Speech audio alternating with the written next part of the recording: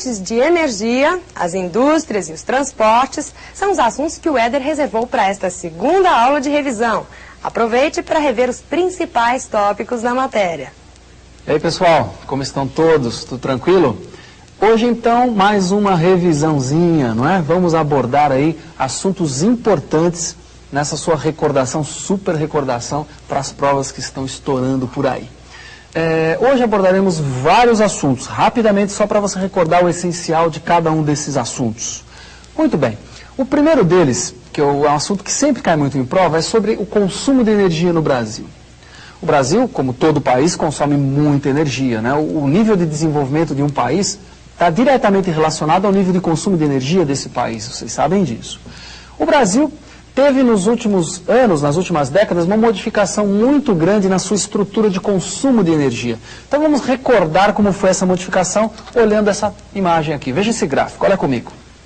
Evolução do consumo de energia primária, então, em porcentagem. Então o que você vai notar? Eu peguei aqui do início dos anos 70 até final dos anos 80. Que é o período onde ocorreu as maiores transformações. Dos anos 80 para cá, né, para o final dos anos 90, a coisa mais ou menos se manteve. Então deixa eu te mostrar que grande modificação ocorreu. Lembra comigo, olha bem. Ó.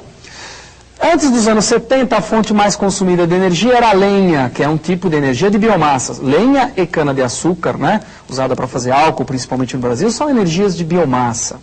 Então tá aqui, ó, a lenha era a mais usada.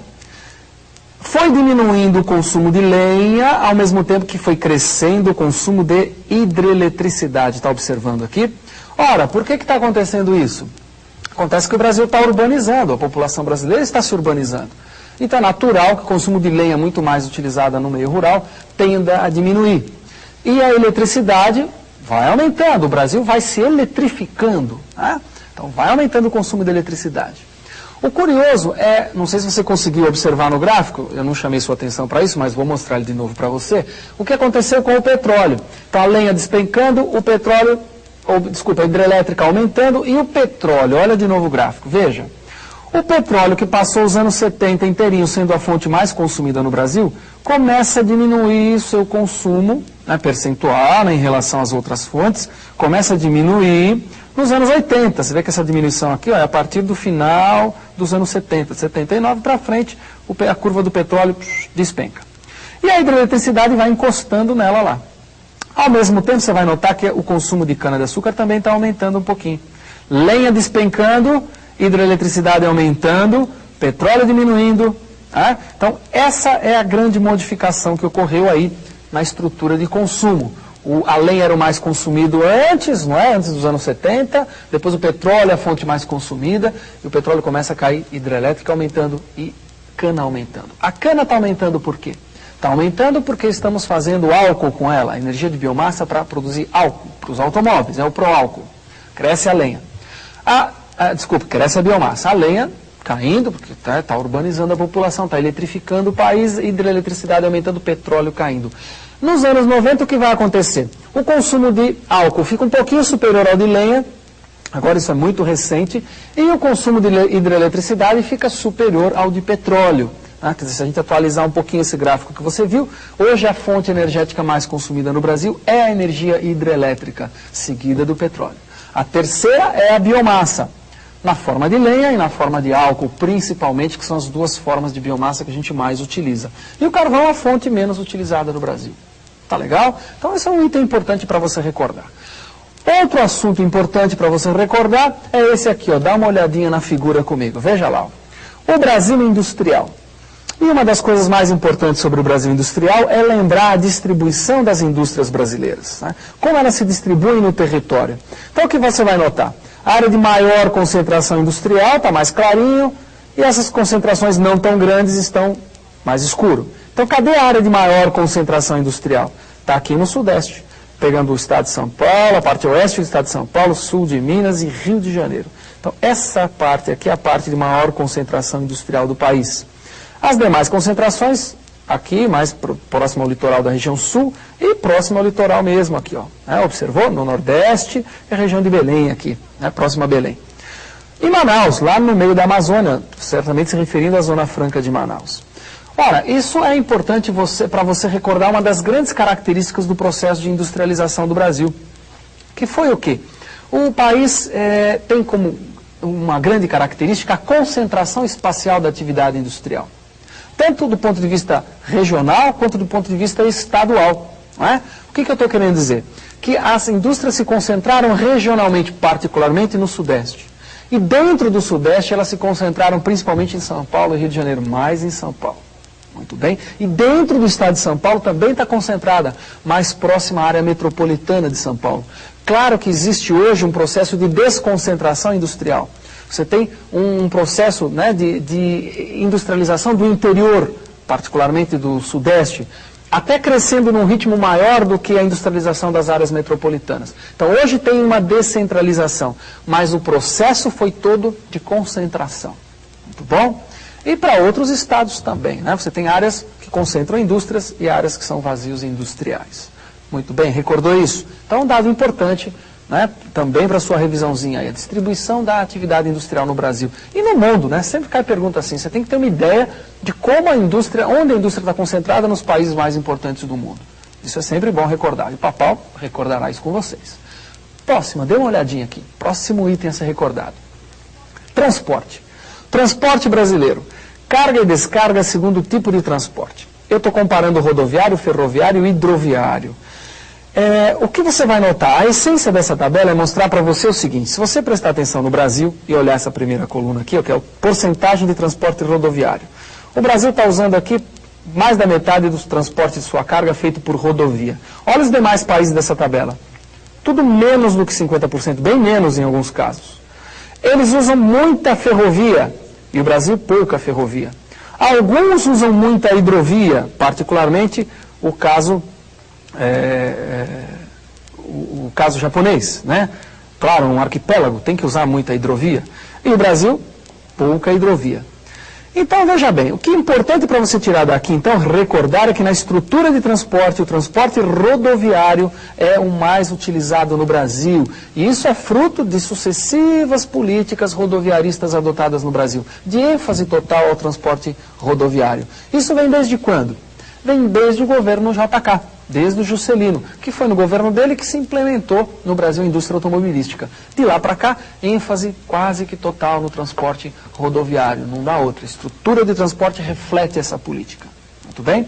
Um detalhezinho quanto às rodovias, né, que às vezes tem caído em prova. Dê uma olhadinha nessa figura aqui, olha aqui, ó. Lembre-se que o traçado das rodovias brasileiras, né, por onde se faz a maior parte do transporte de carga do Brasil, é um traçado complexo, né? Você fala, não, mas eu noto que tem uma densidade maior de rodovias mais por essa região e menor na área amazônica, sem dúvida nenhuma, né? Mas é um traçado complexo, principalmente quando a gente compara com o traçado das ferrovias. As ferrovias tinham um traçado periférico, elas não se interiorizavam para o Brasil como se interiorizam as rodovias. Você lembra disso? As ferrovias tiveram o auge no período da expansão cafeira e estavam concentradas basicamente nas áreas cafeiras, sobretudo do Sudeste. Quando em outras regiões do Brasil, a ferrovia nunca se interiorizou também. Ficava sempre próxima ao litoral, ligando a área de produção de mercadoria com a área de exportação, a área litorânea. Agora, as rodovias já é outra história. Elas foram construídas, entre outras funções, né, com o objetivo de integrar o território brasileiro, fazer a integração territorial do país. Por isso que elas têm um traçado mais complexo do que o ferroviário. Mais um item, então, para a gente recordar importante, que tem a ver com transporte, né, são os corredores de exportação. Dê uma olhadinha na figura, veja lá. Corredores de exportação. Eu estou mostrando para você aqui 4 grandes corredores de exportação. Não são os únicos do Brasil, mas são os 4 mais movimentados do Brasil. Então, recordando rapidamente, o de Vitória, Tubarão, no Espírito Santo, o de Santos, em São Paulo, de Paranaguá, no Paraná, e do Rio Grande, no Rio Grande do Sul. Ora, o que são esses corredores de exportação? É que nos anos 70 para os anos 80, o Brasil, com aquela política do exportar é o que importa, que eu comentei com vocês na nossa aula de comércio exterior, o Brasil investiu nos corredores de exportação. O que vem a ser o corredor de exportação? É um sistema de transporte integrado que se chama hoje, é comum se usar a palavra intermodal, que usa vários modos de transporte, vários tipos de transporte, principalmente ferrovia, hidrovia e rodovia. Quer dizer, se integra, né? Essas vias de transporte, elas são integradas para dinamizar a exportação. Os portos foram aparelhados, esses que eu mostrei para vocês, né? Para dinamizar a exportação. Muito bom. Quando eu falo aparelhar o porto, significa equipá-lo, né? Ser um porto especializado em grãos, equipar esse porto com silos, que são os armazéns para grãos. Se é um porto especializado em carne, colocar frigorífico nesses portos, quer dizer, equipar o porto para que se propicie uma agilização no processo de exportação. Então esses corredores foram dinamizados nos anos 80, início dos anos 80. Só que de lá para cá, o investimento nesses corredores não foi lá tão grande. Hoje eles passam por um processo de deterioração relativamente grande. Dê uma olhadinha de novo na figura, veja comigo, olha lá. De Vitória a Tubarão, o de Santos, o de Paranaguá e o do Rio Grande, né? Então esses são muito cobrados em prova. Agora cuidado, eles não são os únicos, tem outros corredores importantes. O de Carajás é importante, é um grande corredor de exportação. E tem um que foi inaugurado recentemente, há 2 anos, faz muito pouco tempo, que é o corredor da soja. Esse corredor, ele sai de Mato Grosso, vai de caminhão até Rondônia, de lá pega o Rio Madeira, e o Rio Madeira vai até o Amazonas e de lá para o mercado internacional. Então, é o único corredor de exportação brasileiro que usa, na maior parte do percurso, usa a hidrovia. Nenhum desses que eu mostrei para você usa significativamente hidrovia. Agora, esse da soja pela Amazônia usa. Sai de Mato Grosso, vai para Rondônia, Rio Madeira, Rio Amazonas e aí mercado internacional. É um dos mais recentes corredores de exportação do Brasil. Então, pode cair na prova. Já caiu, pode cair de novo. Tá bem? Foi inaugurado em 97, provavelmente, se não me engano, 97. Tá bem? Muito bom. Hoje, então, o que nós fizemos? Estamos recordamos 4 assuntos relativamente importantes. Falamos do comércio de energia, da estrutura de consumo de energia, né? Lembrar que hoje a hidrelétrica é a fonte mais consumida no Brasil, mais que o petróleo. Essa estrutura sofreu muitas modificações. Falamos da distribuição industrial, da distribuição da indústria no Brasil, né? Que ela teve um processo de concentração, uma das suas grandes características, a concentração espacial. Falamos da estrutura de transporte, que tem a ver tudo com o desenvolvimento industrial brasileiro, né? A partir do momento que vem a indústria automobilística para o Brasil, a ênfase começa a ser dada ao transporte rodoviário. E hoje, a maior parte da carga brasileira vai por rodovias. E recordamos o traçado das rodovias, que é muito mais complexo, né, do que o traçado ferroviário, por exemplo, porque as rodovias foram feitas para integrar o território, e as ferrovias não.